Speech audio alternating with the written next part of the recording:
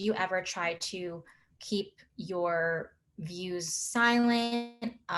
Or are you pretty outspoken and it's just out there? I think there's a time and place for everything.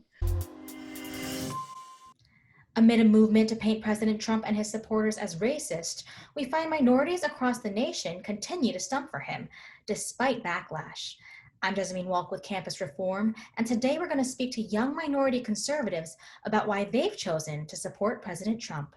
There's always this like slight fear of like, if I say this or if I write this in my paper and the teacher doesn't agree with me, I could get a bad grade on this paper, which affects my grade in the class, which affects my GPA and my standing for where I want to go for grad school, et cetera. Like, it's like a whole chain effect.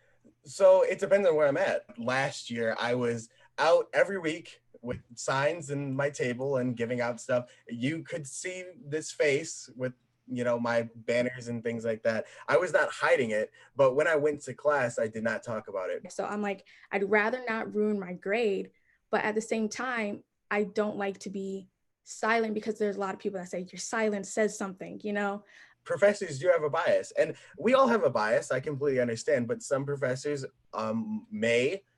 this has not happened to me, but may have graded me in a kind of negative light if they knew of my political stance. So, and you can tell because you go to a class and they start talking about, certain ideas that kind of align with like a communist, or they align and say how evil Trump is when you're like taking a class that has nothing to do with it. I feel like with today, at this political climate and how it is on college campuses, it definitely is like almost an indoctrination process to face some oppression from left-wing student groups to be a conservative on campus. We get sabotages from left-wing student groups to like try to get us to move rooms. We are constantly called names, we're harassed. I mean, our things are vandalized, our posters are constantly taken down. So it's always this like debate of like, oh, do I say this? Do I not say this? But honestly, at the end of the day, I think what I do say in class is what's most important, is that it applies to me only, and I speak from my own experience and my own beliefs. And I'm not speaking for a whole group as a collective, because I don't agree with that, because I believe in individualism and individuality and going off from what I feel.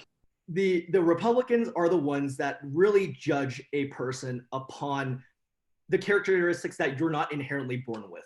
So basically your character and the choices you've made in life.